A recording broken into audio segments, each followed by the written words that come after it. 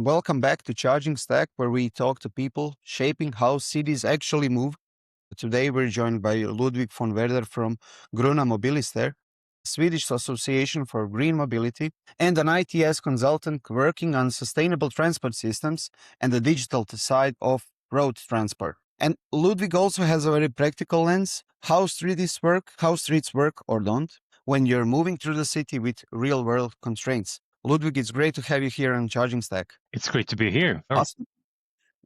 Let's start with some easy questions. So, for people outside Sweden, what is Gröna Mobilister, if I pronounce that correctly, and what do you actually do day to day? Gröna Mobilister is a non-profit, non-governmental organization which tries to pave the way for a mobility system that's adjusted to the planetary boundaries and scarce space in the cities and the needs of the countryside. So we work for sustainable mobility for everyone, regardless of where you live in Sweden and the size of your wallet. And so Gröna Mobilister in Sweden, we usually say Swedish Association for Green Mobility, as you correctly said before. And we provide consumer information about cars and fuels and the transport system in general. And also we suggest and promote different sustainable policies in these areas. So we have a set of different goals working on multiple levels, one can say. So it's not only focused on the consumer side or not only focused on the policy side, but something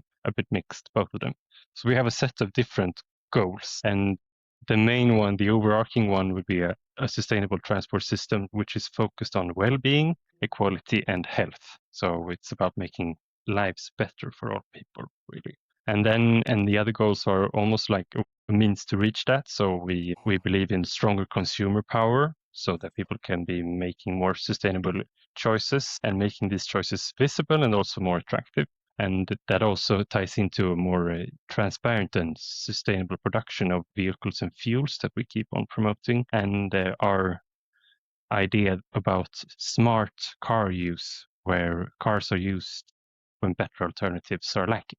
So that's Gröna Mobilister, and I think you pronounced it just fine. Yeah, you gave a really good intro, like a well-rounded one. Let's get right into it now that you've covered everything. So, what's the biggest misconception people have about green mobility in Sweden? Maybe what kind of misconception Swedish people maybe have? I would say, in general, I think a misconception would be that green mobility is about switching from petrol and diesel cars into electric cars, but it's really about reducing car dependence and giving people better everyday alternative and accessibility to all they need in their life. Yeah, So it's not just about the fuel is one part, but it's not all. It's also the behavior and the vehicle. I can see exactly what you mean. So it's just a means to an end. So basically. And there is not like one silver bullet, which electrification is often used as a non-controversial measure. We just never mind the climate. The goal is electrification, but it shouldn't be that way. It's, as you say, the other way around. Let's talk more about your work. In your work, what counts as transport innovation, and what would you say is just activity dressed up as progress? When it comes to transport innovation, I think maybe we need to take one step back and then dive back into it to get the context. Yeah, definitely. So, Gröna Mobilister is one way of spending time to reach my vision, and the other one is also having an everyday job which supports it. So my vision is a socially just and transport efficient society. And my vision in relation to that mission would be to lead people and projects in the transition towards that kind of future. So I do that both as a board member of the Swedish Association for Green Mobility and also in my daily work as a consultant in intelligent transport systems and at the company called Svek. So transport innovation, I primarily mean automation, electrification, and digitalization. So that's AED. It's like a common work. It's a concept, at least, AED. Yeah. And for me, those are tools to move us closer to that vision. So the innovation is not about technology for its own sake, but more about how it can be used to solve all these different problems that we have. So back to your, that wasn't at all, I now hear that wasn't a response to your question at all. but you said No, no some. worries. We'll dig into it. We'll dig into it. I Sure. mean, you said now. What's your vision? How do you imagine what innovation is? I mean, it's a proven framework. Yeah. Basically, let's look at it like this. You get pulled into a project, and Hmm? it's a project about maybe congestion, safety, maybe access, climate, or something. What's the typical problem you're trying to solve? And so I think the typical problem would actually not be developing a technical solution, but rather about uh, how to how or different organizations should behave to make the new technology possible.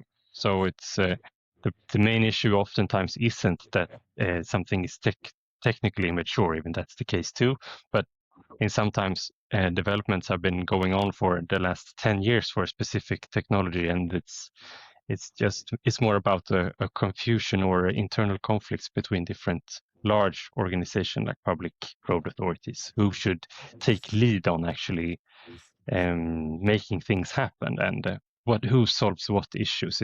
Is it the public doing something, or would the market just solve everything by accident? Or it's very much related to technology, but the technical complexity is just one aspect, and then we have the organizational one, and how people behave at the end, and all those levels, and how they are intertwined all the time.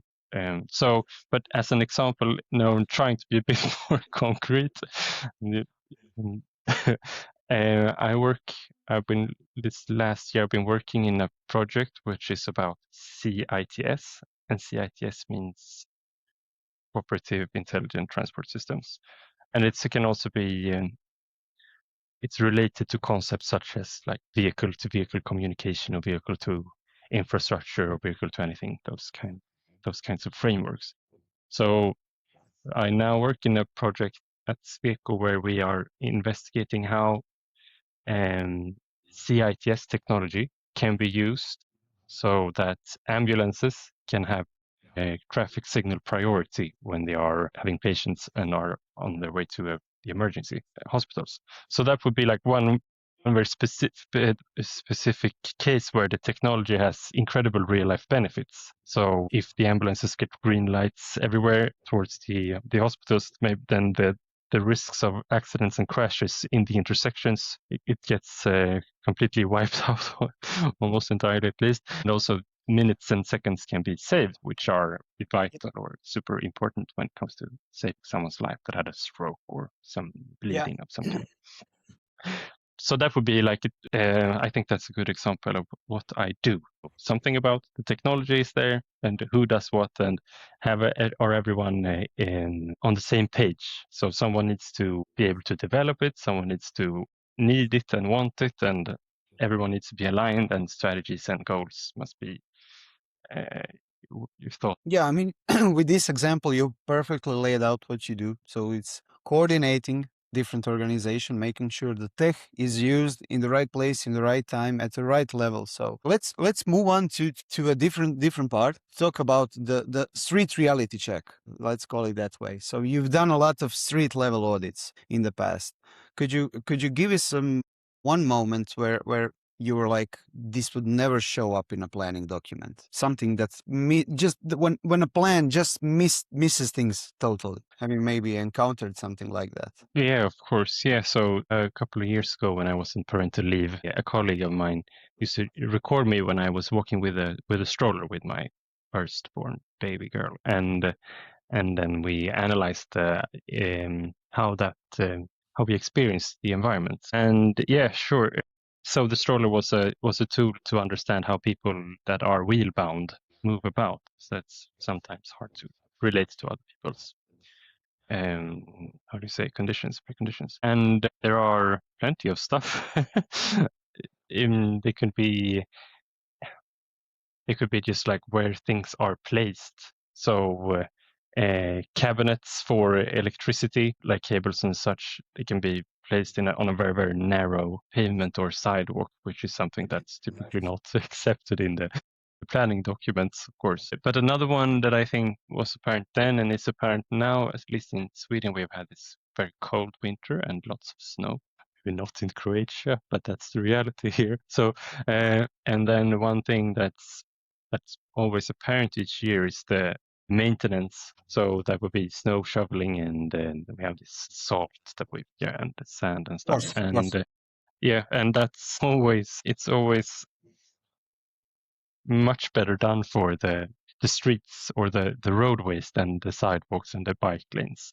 And specifically when it when there are different actors or people, or yes, actors that are responsible for the infrastructure. So when you come from a subway station, for instance, the subway station in itself is the responsibility of one actor being responsible for the public transportation, and then you walk out, and maybe then it's the municipality, and then you walk further, and then there's someone else.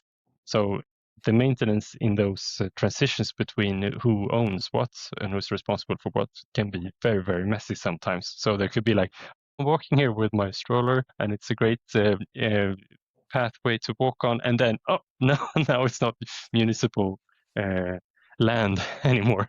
Now it's someone else's, and they didn't do that good a job Yeah, maintaining it. that's just it sounds crazy. Like in 100 meters, you'd have three associations. Each Mm, each one assigned to something. That's mm, great. It's crazy how just simple misalignment between, let's say, those three could create a chaos. Like when you've seen so many of these examples. So what would you say is a repeat offender you see in cities that is just blocking people? And when I say blocking people, I mean it's blocking parents, it's blocking elderly, maybe wheelchair users. What do you mm, see as the most common bad example? I would say, so to begin with, many times, at least in Stockholm, um, there would be rather narrow sidewalks in comparison to how wide the space for the roadway or the cars is. But still, if someone is temporarily storing something like clutter from a building project or whatever, it's always stored on the sidewalk where people walk. So it's never the other way around. It would be, people would be crazy if you would store some like huge bag of stuff like concrete, and when someone is doing a renovation or something, if you would just put that in the middle of the road, it would be a chaotic situation. But it's not the case when it comes to the sidewalk. Yeah. So I think the overall attitude towards what's okay to do where in the little, like, in the streetscape section, is the main thing. So there's just lots of stuff going on the rather already limited space for people that needs, yeah, with special needs for accessibility. What you said is just really an interesting take. I haven't heard so far. uh, it's kind of implied that the pedestrians need to bear the burden of all the projects and all the. I can't think of such case when something would be cluttered on the road but not on the sidewalk because of the economic implications, because of the traffic implications. So it's kind of implied that pedestrians need to bear the burden. So Yeah, interesting take. Yeah. Uh, they need to adjust how would you fix it? Like, if maybe not that, just that. If in let's say general. the city could fix just one thing to make the streets more accessible for everyone, like parents, share users, everyday people. What Mm, would you do? there are plenty of things to do. I think first of About all, top the sorry, five. top, yeah, like, what do you think? Like top five things you'd top five. first. Okay, the main thing is about being sure who you are planning for. So are you planning for people or planning for cars? I Yeah. think that's the main one. And then keeping that in mind throughout the planning process, because I think there are so many people involved in the planning project with a lots of expertise in accessibility, among other things, and about how to engage different stakeholders in society, and planning for children or planning for elderly. There are like people know how to do that stuff. Yeah. And we have the concepts like the 8 to 80 cities where people should be able to move around, whether they are 8 years or 80 years old. And so there are plenty of lovely different initiatives and guides and handbooks, but keeping that as a vision or as a core principle throughout the planning process is the main thing to do. The one fix. When it comes to it in the planning project, nothing is ever going to be perfect, because there's always limited money and or resources and limited space. So it's always going to be like a competition between different interests. And in those cases, the ones that are uh, the one things, the physical things that are favoring like the more softer values, that would be accessibility, they are deprioritized in the end. So it's about lifting the entire topic or the core principles about accessibility for all the way Yeah, through. but let's see Mm, what does it mean when you say right to the city in terms of time, cost, safety? When we talk yeah. about mobility as equity, which Mm, definitely is a good concept to have. yeah. So the right to the city applied to the mobility system, I think, is about having affordable accessibility for everyone Yeah. everywhere. So what you're touching upon is that in the older cities, they are mainly developed for having short distances everywhere. So they would maybe be easier to remove the car, like having car-free zones, for instance, because they're built not for that kind of a fast travel. They're built for slow travel. So it would take maybe the same amount of time moving from A to B, but it doesn't require a vehicle to go there. So it's more of a challenge, I think. You mentioned the American way of planning, and we have that in Europe too, and in Sweden we can see that a lot of the urban planning paradigm, should we say, has been based on people moving in cars since the 1950s and onwards. Yes. So it's difficult so the right to the city then becomes something about how to reach what you need to reach if you can't have a car for some reason. Yeah. If you can't drive, if you're too young, too old, if you or some other disability or whatever, you can't afford Yeah. it, something like that. Yeah. So that's one thing, and it's harder to change a system that's made very car centric than it is to readapt to this pedestrian centric kind of urban planning that was the old way of doing things before we had cars the way we have now. Yeah, I mean, I must agree. Cars have been around for 70 plus years. I mean, around 100 years. But, it's to expect that in the last, let's say, 70 years, our Mm, cities adapted to all these cars because, I mean, car industry has been driving European economy for quite a while in a certain percentage, a large percentage. So, but it's kind of finding the right balance because car production is never gonna stop. Like, okay, in time we will transition from ICE cars to EVs, like in Norway. Like every car sold will most likely be an EV, but that doesn't change the fact that it's still a car. It's still almost 5 meters long. Like, it's just one small step in the right direction, but I'm not even sure about that. You understand what I'm trying to say here?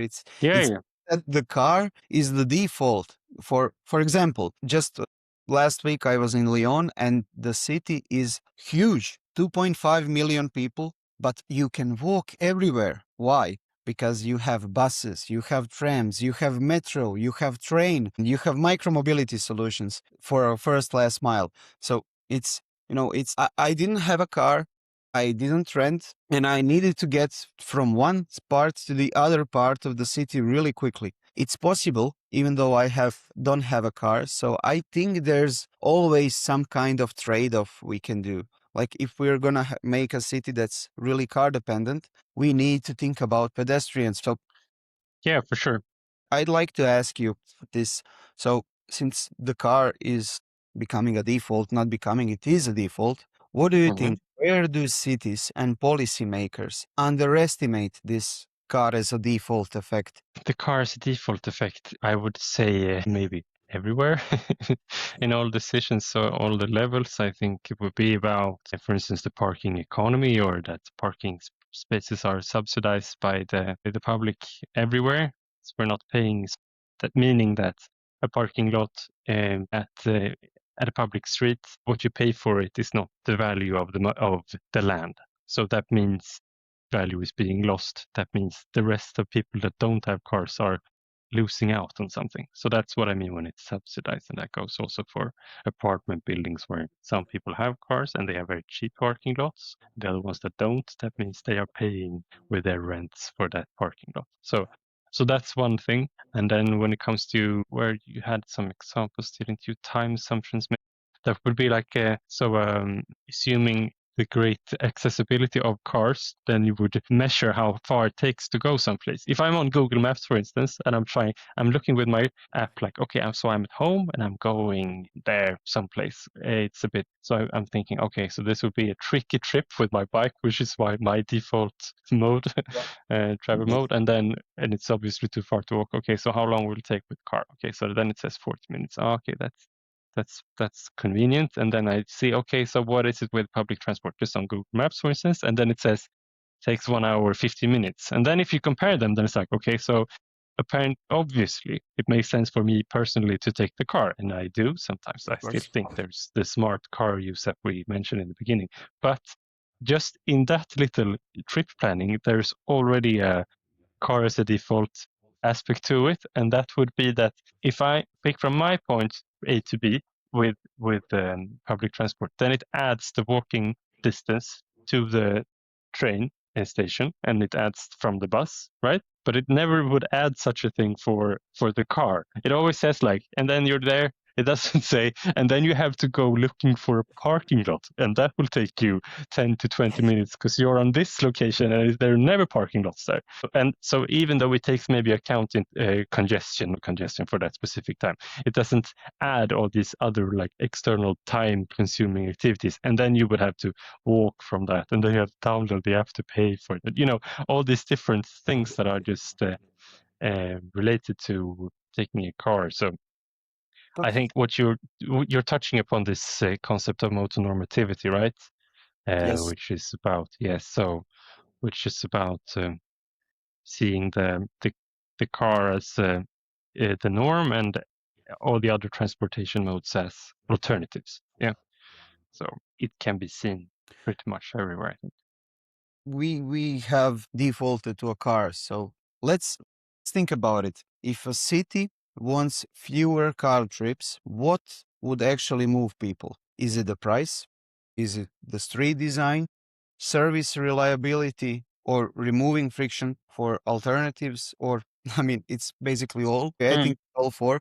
But what do you say? What would you say? What's the usual order of impact? What has the highest impact? Price, street design, service reliability, or removing friction for alternatives? Hmm. Or time. I mean, I think maybe just time, because if it takes you 50 minutes with car and 2 minutes with public transport, I mean, I'm not crazy. I'm going to save 2 hours because it's a round trip. You know, I want to save 2 hours a day. So maybe time also. What do you think? Yeah, it's all of them all Yeah. the time, of course. But for sure, time is one thing, and the price is another. Having congestion charges and having low emission zones, that would be one way of like, moving the norm, I guess. So having both on policy level and design level shifting to show what the alternative kind of society is, where the alternative modes are the norm and not the private car. And so that means also on the national policy level, how much we're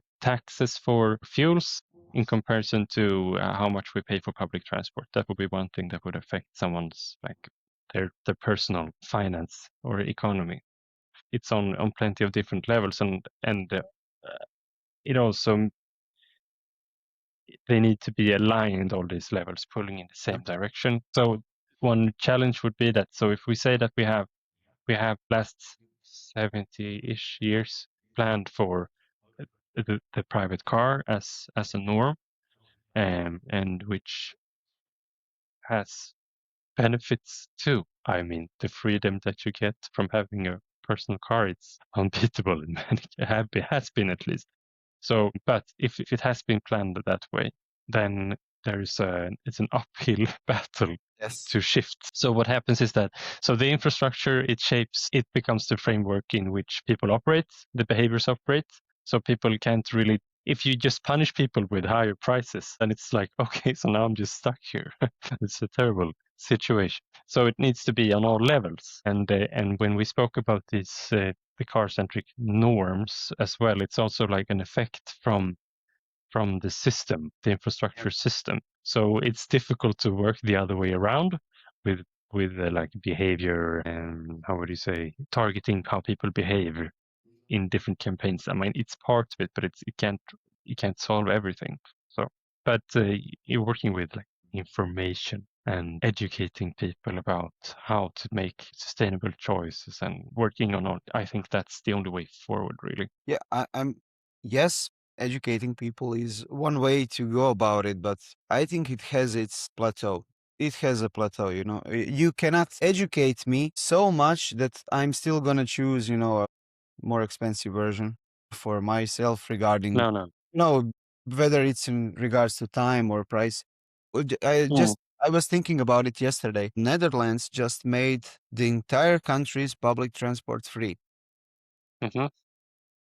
Huge move, huge move. So it's a huge investment in public transport. And now I'm thinking to myself, would that be enough to make me want to use it every day? And I must say no. But, you know, for me personally, it's like, okay, I can save maybe €1 on that trip, but I'm going to lose 1 hour. Mm. Is my 1 hour worth €1? For me as well, I wouldn't, even if public transport was free, I wouldn't use it in my daily commute. Because then I would maybe, so in my case, and I'm like physically able person, so maybe not, but still, I ride my bike to my office almost every day, and it's part of my, it's like my workout routine as well. Yeah, So it's not even about saving time because I'm not really compared to taking the car yeah. or the metro and Burning bus. calories, man. Yeah, but it's mainly for my mind, I think, for my Yes, personal yes, sanity. Yeah. yes. So that's another aspect of it. So there are different values within the transport itself, and plenty of interesting research about what people think about their trips. And it's a different it's a different angle towards the mobility system or transportation system, not focusing on the emissions or the cost, but how people feel. No, but I agree. I agree. And so there's plenty of different like nice examples of the Yeah, benefits of active mobility. So one would be just the health, like obesity is on the rise in the world yes, and in Europe. And yes. yeah, so that's like one apparent thing for sure.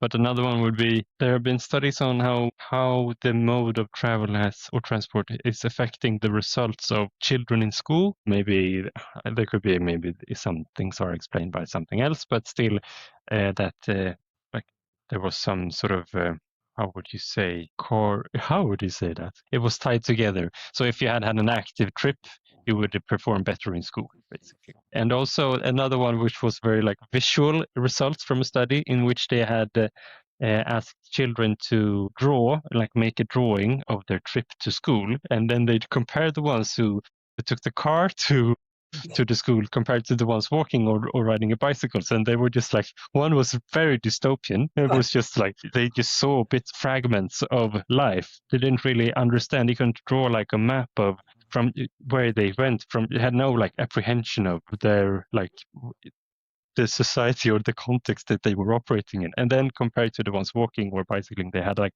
they understood it was more like a treasure hunt kind of map, and it looked very very cool. So there's a lot of like all of these values that aren't really easy to put a metric on them.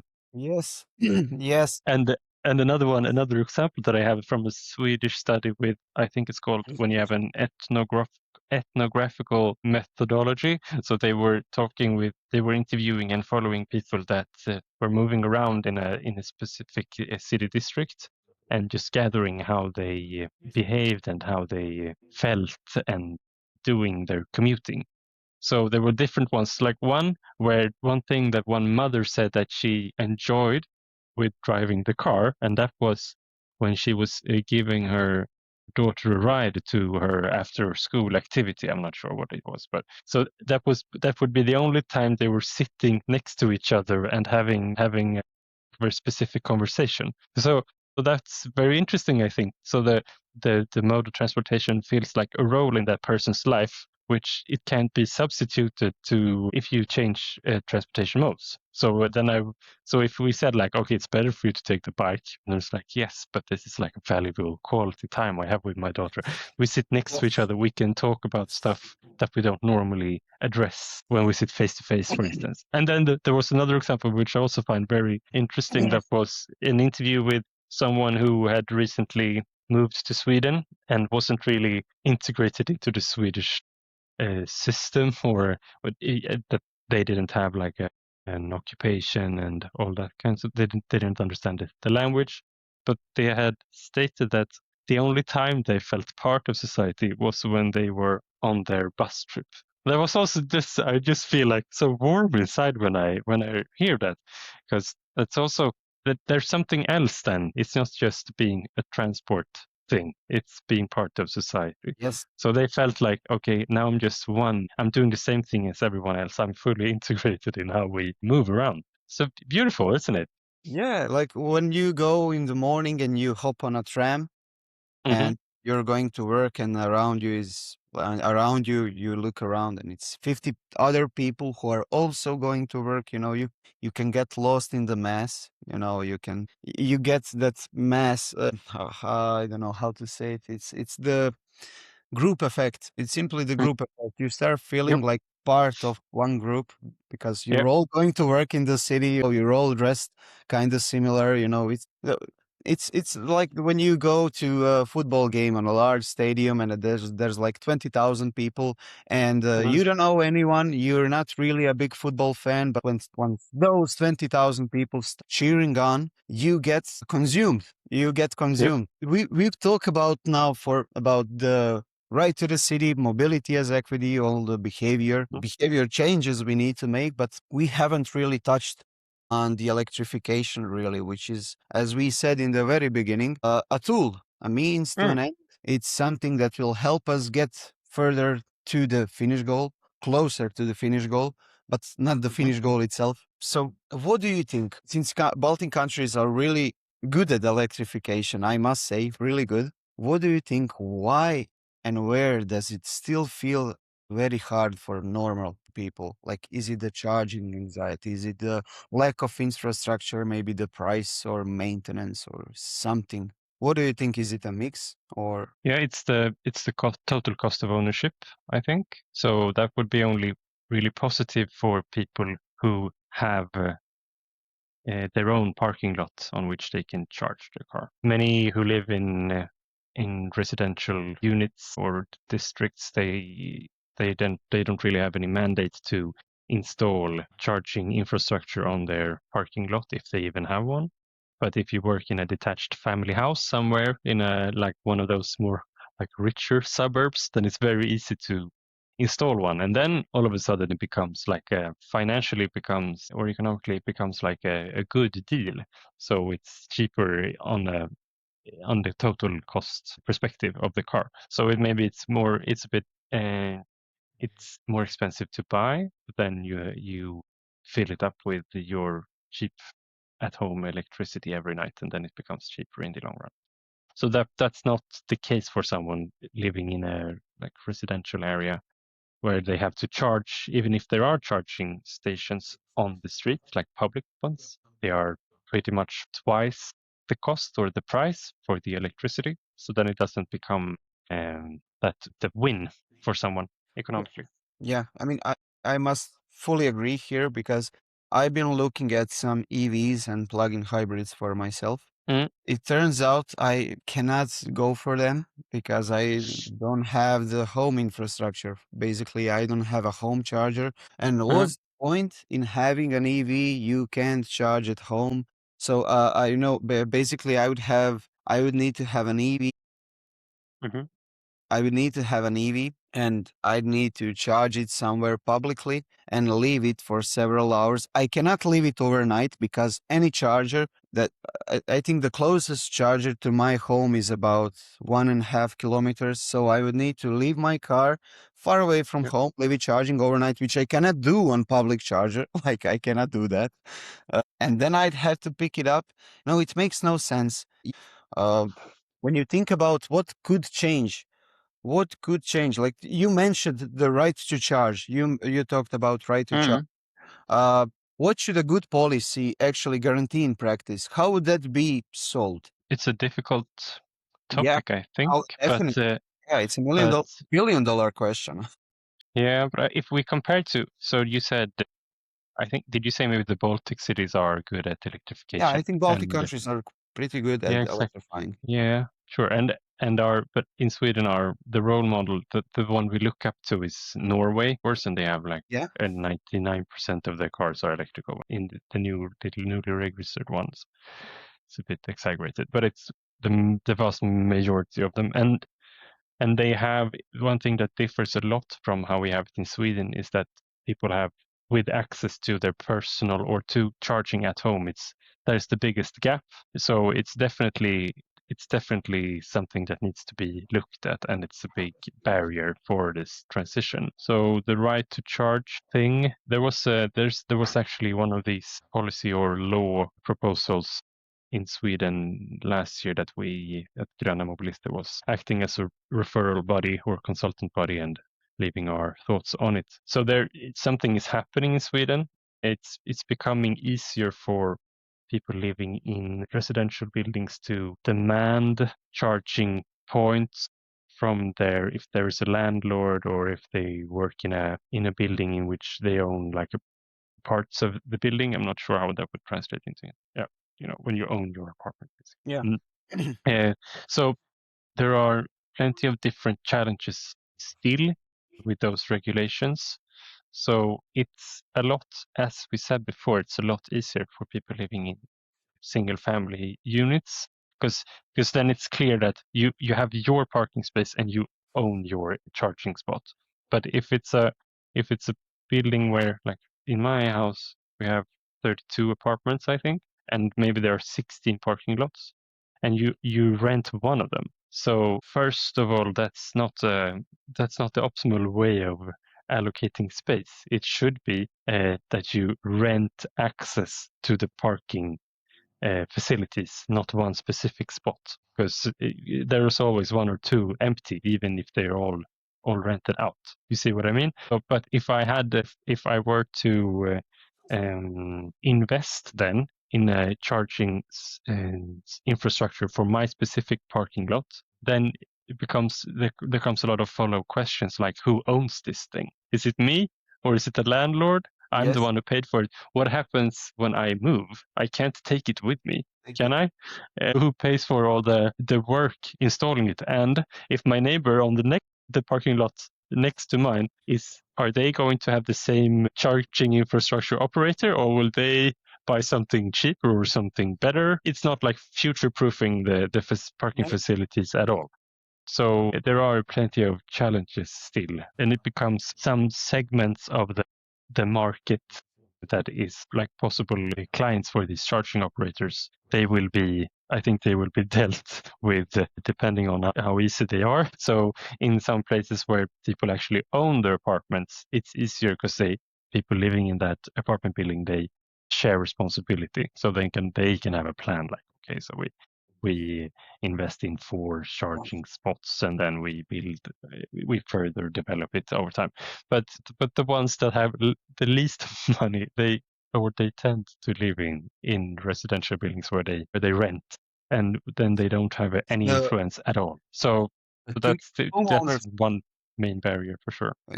you mentioned a huge point here. If you do not own the apartments, if you do not own the house, you don't have a say in the infrastructure. You cannot decide what's gonna be built, when's it gonna be moved, where is it gonna be moved, what's someone else gonna build. I think this ties back to the problem of home ownership. Yeah. I mean, when you look at the percentage in the EU, Mhm. two-thirds are homeowners. I think that's over exaggerated. I'd say much more.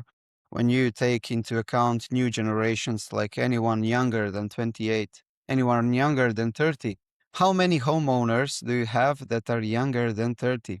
How many homeowners younger than 30 did you have 50 years ago, 30 years ago?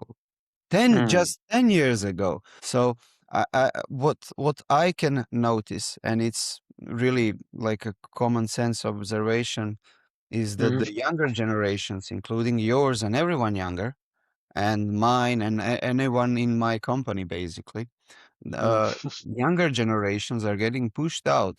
It's hard to buy real estate, and when you own a real estate, you control the infrastructure. I'll put any type of charger I want.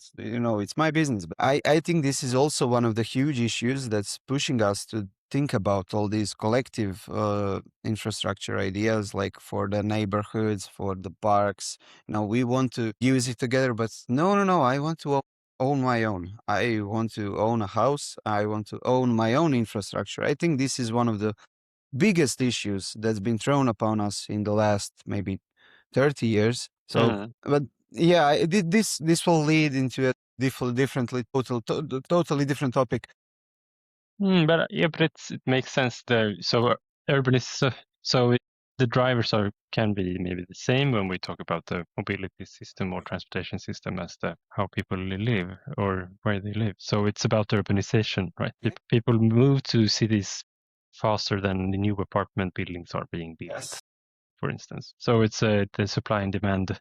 balance isn't there as it used to be before. Of course, that's a challenge, definitely. Challenge. Yeah. I mean, Yeah. it's easy to talk about the problems. It's easy to talk about the problems, but yeah, to talk about solutions is a different one. So let's talk about slimming the car. This is one of your main points, which I agree like 110%. Like we have cars reaching 2 tons on average. Like every car, interesting topic. Yep. More 50% of new cars sold in the European Union are Yeah. SUVs. We have reached that critical inflection point, like I don't think 1.5 years ago. Since we have cars now reaching like 2 tons on average. What's driving that trend? What's the reason behind it? What would you say is the illusion of safety or something else? Maybe we think Yes. we get more of a car for less the price or something. Yeah, it's just as a reflection, it's an insane trend. As we know, that other overweight cars waste critical minerals and energy and space all at the same time. Yeah. So it's hard to understand really what drives this. Could be about like the car as a status symbol. Maybe it's also becomes like when someone is building bigger cars, the other one is as well. The next manufacturer will as well. So when you're driving, you need to be further like elevated a bit because all the other cars are so big, and then you need to be elevated a bit more to get better. Yeah, Like how to big see can we get? further. Like Sorry. how big will it get? Like will it get? Oh yes, yeah, yeah. Am I gonna like need a ladder to enter the car? Like Yeah, yeah, yeah. Like exactly. Next generation Cybertruck. yes. Nightmare. So I suppose there's like becomes becomes like a demand for it for some reason. It's I think the industry, the manufacturers are like pushing it. I think they're making lots of money on the SUV trend, and it's terrible for plenty of reasons. So you mentioned the weight, and there are so many different aspects of this. One thing is that so children and cyclists, they are 8 times more likely to be killed when they're hit by an SUV than by a normal car. That's just insane how it's not how this trend isn't actively being pushed back on. I'll have just few more questions. We can jump on the practical playbook for cities after this Yeah, and yeah. maybe kind of close this. I just one question more regarding slimming the car. So Mhm. you had to pick just two policy levers that would actually slow this trend of SUVs. What are they? I think other countries are taxing the car weight, so that would be the first thing. So weight-based taxes would be the first one, Yeah. yeah, definitely. And then another one is about parking access, parking rules. So they could also be, parking prices could also be in terms of how much it's the size of your vehicle.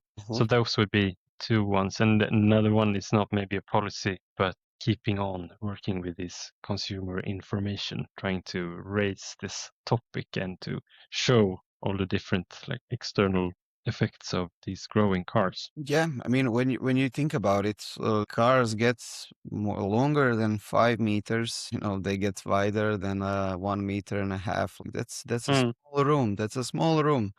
A fun fact is, car is parked 95% of the time. So your car is just taking up the space for 95% of the time, and it's not doing anything. It's just sitting there.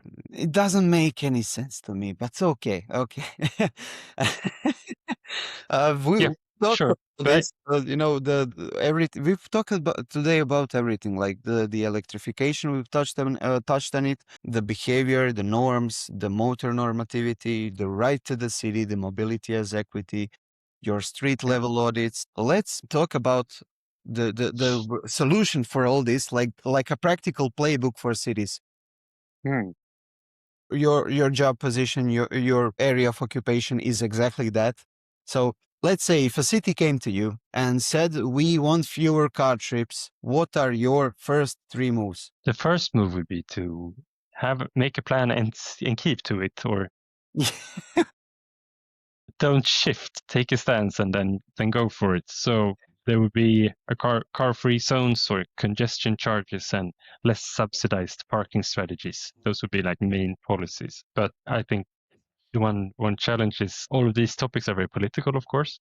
And as soon as there is a political shift, and then things can just be pulled back. So a lot of hard work that has been gone into some specific policy, and then all of a sudden it doesn't really matter anymore, or now it's the opposite. So keeping a steady line, I think, would be the first one. Okay, so what should a city measure to avoid fooling themselves? To avoid having those vague metrics that when on paper they look good, but when you walk through the streets, nothing's changed. What should they measure? And today we have talked quite a lot about different values that can't be measured really. Yeah. But I would say trying to measure the level of accessibility that people actually have to the functions and amenities that they need in their lives. And what do you think, which on interventions being done right now are maybe a bit overrated? I would say interventions, perhaps like pilot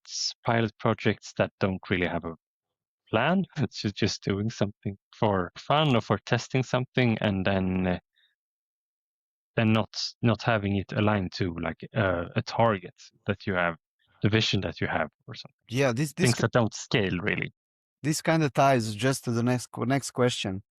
Hmm. What should every city pilot if they want results in 6 months? I mean, since you've been working with so many projects regarding green mobility and urban mobility, what do you Hmm. think is the best pilot project first for first 6 months? I think there can be quite a lot like tactical street redesign projects that can be tested rather quickly. If it's 6 months, that's very conveniently that would be the summer period here in Sweden, and we already have plenty of like summer streets there. They become walkable streets during the summer. I think more of that can be done, and when speaking about pilots in general, one can either have like the idea that we're piloting like a technique that is supposed to be scalable for like nationally or something. So a standard should be Yeah. set from this, a best practice. So that's one thing. So if that could be the purpose, and then that leads to a specific kind of piloting, and then another way of understanding a pilot project would be to testing stuff locally with the specific local expertise from the stakeholders being in that area. And then I think the the aim of the pilot is not scaling up, so they become different ones. So when it comes to in relation to this pilot question, it's about being cognizant to what is the aim here. What are we doing? Is it okay? Is it temporary? Is it supposed to be temporary? Is it an art installation? That could be a temporary thing. Or it could be something that we want to standardize. Is it some kind of technology within the field of CITS, for instance, that we want to make national? Then we have to have a pilot test where different stakeholders from elsewhere also invited and have their say or have their opinions heard. But 6 months with the results, tactical street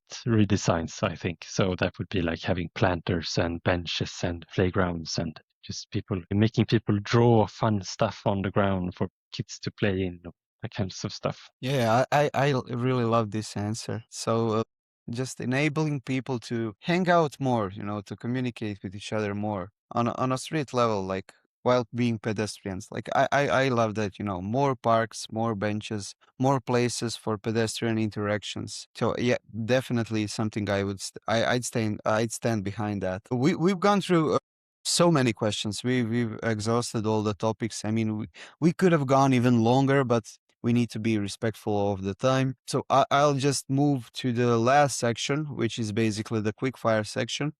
I ask you a quick question. You give me a quick answer. So when you are ready, we can move on to that one, to the first question. So it would be, Let's. what do you think is the most misunderstood thing about shifting travel behavior? I think people change when they can. So first systems change, then people change. That's the most misunderstood things that people can just, if they're being nudged enough, do sustainable choices as we touched upon today. You said it's not worth it because it costs too much in time or money. So that's the thing. Infrastructure shapes behaviors. Yeah. I love that take. What's one thing that people misunderstand about what makes a car green when you look at the full life cycle? I think the SUV trend is maybe one thing that is not taken into account. So people would say electrical cars, yeah, as long as they're electrical, right, they are better. But a large electric SUV has about 60% higher climate impact over its lifetime than a normal size electric car. So that would be one thing to keep in mind if you Yeah, want to make a sustainable choice, if you have the opportunity to shift to go electric for some reason, then that I would be agree. it. You can have a 2-ton electric SUV, but it's still 2-ton. You know, all the tire dust that's getting out from the asphalt, from the roads. It adds up. It's one street design fix that you would apply everywhere. The design fix would be to have a clear vision about what kinds of streets that we want to build. So are we building streets for cars or streets for people? So it's not one, of course, not one design fix, but it's an approach that needs to be shifted. Yeah, that's where we can see the real truth. So who's the real sorry, who's the real priority? Is the cars or the people? Who are we designing for? I think we would be very uncomfortable with many cities' answers regarding this one. In your opinion, what's one policy change you want this year to happen? Maybe in Sweden, maybe in EU. I want the weight-based car taxing. Understandable. What's one metric you trust most, if there is one? Yeah, the one it's air quality, I think. So then you can measure the pollutants from both from all kinds of transportation, and it's not just about the fumes from the combustion engines, but also the tires and the small particles and all that. So air quality is one for sure, and we have been working a lot with other different associations in Sweden campaigning for having less people being harmed by external aspects of car traffic. Yeah, I must fully agree. Air quality is like the number one. I mean, I know because the city I'm from has horrendous air quality. There's a oil refinery just across the river from our city, and the years of not doing anything have added up. Then and it gets too late, and it gets to and then you're like 30 years in all this, and you start thinking, wait, man, the air quality is so bad. We need to do something. No, you had to do something 20 years ago. So I think we are waking up to the fact that air quality is maybe the number one metric everyone should look at. Like when I'm thinking about whether this is a city I want to move in or this is a city I need to know, is the air good? Can I breathe? Will I be sick if I'm too long outside? And the last one for today, sorry for this bit de-route. The last one for today is, are you optimistic or are you worried about the next 5 years in Sweden? In Sweden, I am worried in the short term, but at the same time, I'm hopeful in the long term.